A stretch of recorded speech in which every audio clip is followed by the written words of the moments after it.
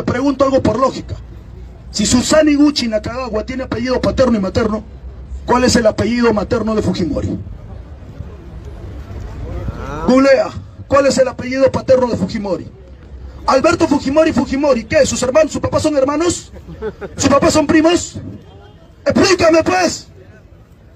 Nos ha gobernado un miserable japonés acá, carajo, que nos ha metido el cuento, cuyo apellido ni siquiera es Fujimori, porque ese apellido es del patrón, del jefe que los trajo a sus padres para trabajar acá en haciendas para sacar uva en la zona de Surco, para los años 30.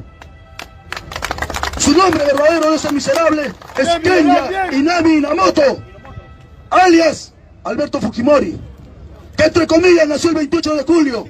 Hay que ser reverendo imbécil para pensar que un ponja ha nacido el 28 de julio acá.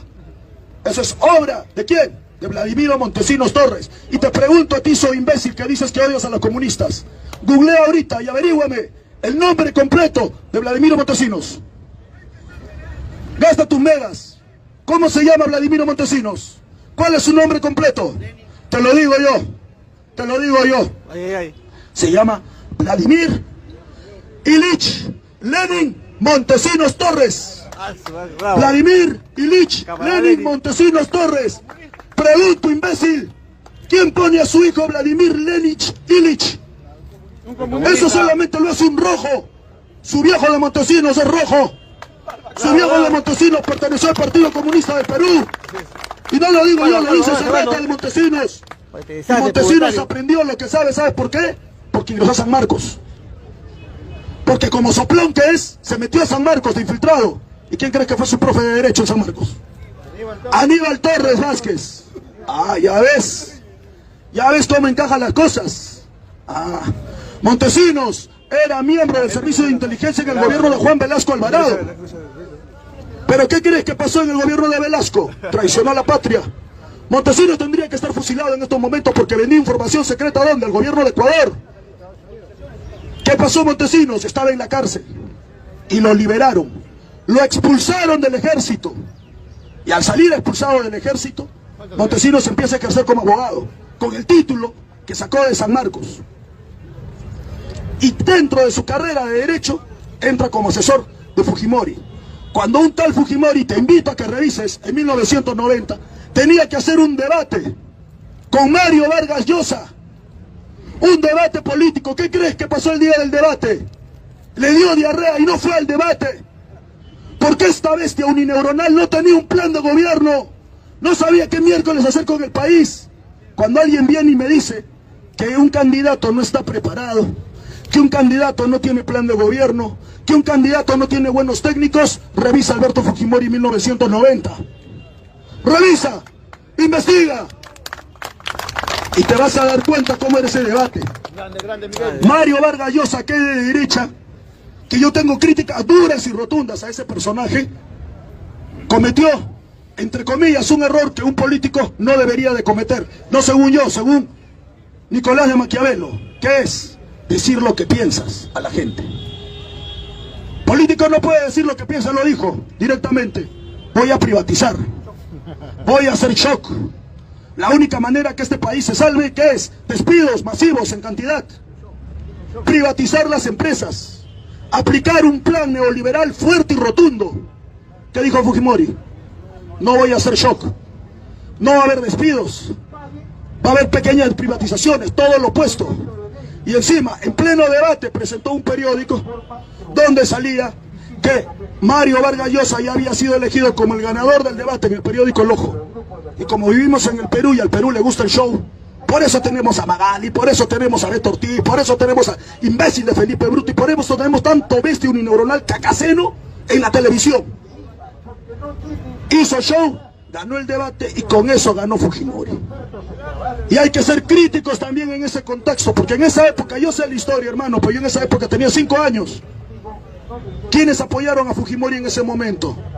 Centro, la izquierda, los evangélicos, apristas, todos se unieron y dijeron, el chinito es el cambio. Ahí vienen los prejuicios, pues. Que los japoneses son trabajadores, que son honorables, no van a robar. En menos de 2 años, ¿qué hizo su esposa y qué denunció? La propia esposa de Fujimori.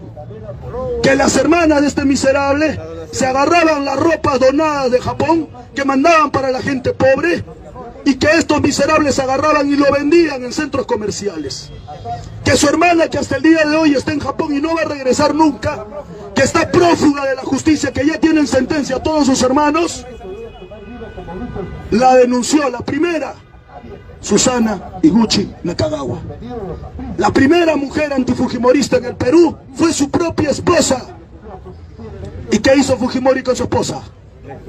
Dime, la torturó, la pegó. ¿Cuál fue la posición que tomó Keiko Sofía Fujimori en ese contexto? Al lado de su mamá o de su papá, dime, al lado de su padre. Ahí te das cuenta la posición. Hermano, no nos han gobernado solamente un grupo de mafiosos. Nos ha gobernado una familia de psicópatas, escorias, miserables, lacras, que hasta el día de hoy te dicen que se va a divorciar, que el amor se acabó, que ya no se aman, que no dura todo para siempre cuando es un show de miércoles. ¿Tú crees que se están divorciando en realidad porque se acabó el amor? No, como se viene el juicio para la rata, y esta rata no tiene nada a su nombre, según ley te explico, Código Civil. Si es que estos pendejos se han casado bajo bienes mancomunados, es muy probable que la gran cantidad de riquezas que tiene este personaje quede a nombre del esposo. Marvito se va a largar a Estados Unidos y a través de su ciudadanía americana se va a cerrar, no va a venir acá. ¿Pero con qué se va a ir? Con los recursos. Te pregunto, ¿Marvito trabaja? No. ¿Se esfuerza? No. ¿Keiko Fujimori trabaja? No. Ah, ya, pero ¿son pobres o millonarios? Millonarios, porque no puede ser pobre quien recibe 3 millones de dólares del dueño del banco BCP en maletas para, entre comillas, sus elecciones. No es pobre quien manda a sus hijos a estudiar al colegio Marcan, donde cuesta la mensualidad 5.500 soles mensuales. Y te piden de adelanto 90.000 soles como garantía de los estudios. Y no tiene un hijo. Que no nos metan el cuento, pues. No es pobre que cuando se enferma se va a la clínica peruano-japonesa a tratar sus males. Estas ratas no tienen ni a su nombre ni una licuadora. No tienen ni a su nombre ni siquiera la cuenta de su celular. Pero manejan millones de millones. Yo les apuesto que estos miserables son dueños del puerto del Callao, de donde entra y sale cocaína al por mayor. Y de ahí es donde ganan estas ratas.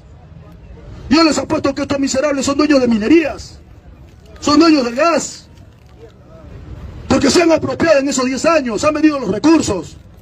Pero como son ratas no lo tienen a su nombre, pues. Por eso envían a sus testaferros. Te pregunto, ¿Cacalín o la Carelín de mierda? ¿Solo ha estado vinculada al gobierno de Castillo? No. Ah, allá, ahí sí no habla. Salvador del Solar, ¿no? Ah, ahí sí no habla. Esa miserable lobista viene desde el año 2000, salida del distrito de Comas, pero que ahora tiene millones. Carelín por lo menos se maneja más de 40, 50 millones de soles.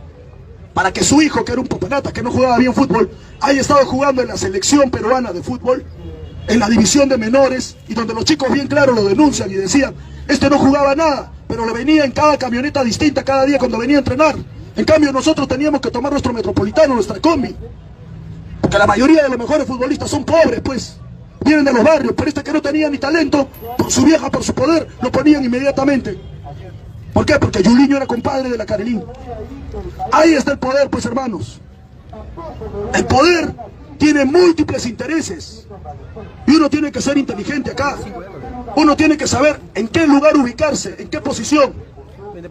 O queremos el verdadero cambio o no queremos nada. Te pregunto, ¿quiénes no quieren cambio? Te pregunto directamente, ¿López Alega quiere el cambio? No. Ah, ya pues. ¿Mari Carmen Alba quiere el cambio? No. ¿El miserable pues de Mauricio Mulder, Jorge del Castillo quieren cambio? No. ¿Todos esos miserables ratas golpistas quieren cambio? No. ¿Los liberidiotas quieren cambio? No quieren ningún cambio, pues. Lo que quieren es mantener un gobierno mercantilista, miserable, que te llena de peajes por 40 años, donde estos se enriquecen, donde viven de la teta del Estado, donde tienes a un personaje con bachiller que es encargado del Banco Central de Reserva del Perú, y que lo que genera que el Perú no esté desarrollándose, pues. En cambio, un gobierno que no llega ni a un año todavía, 9 meses, quieren vacarlo desde el primer día. Desde el primer día con sus intentos directos. Salen audios de esta miserable diciendo quiero vacancia, yo voy a ser la presidenta. ¿Qué más pruebas?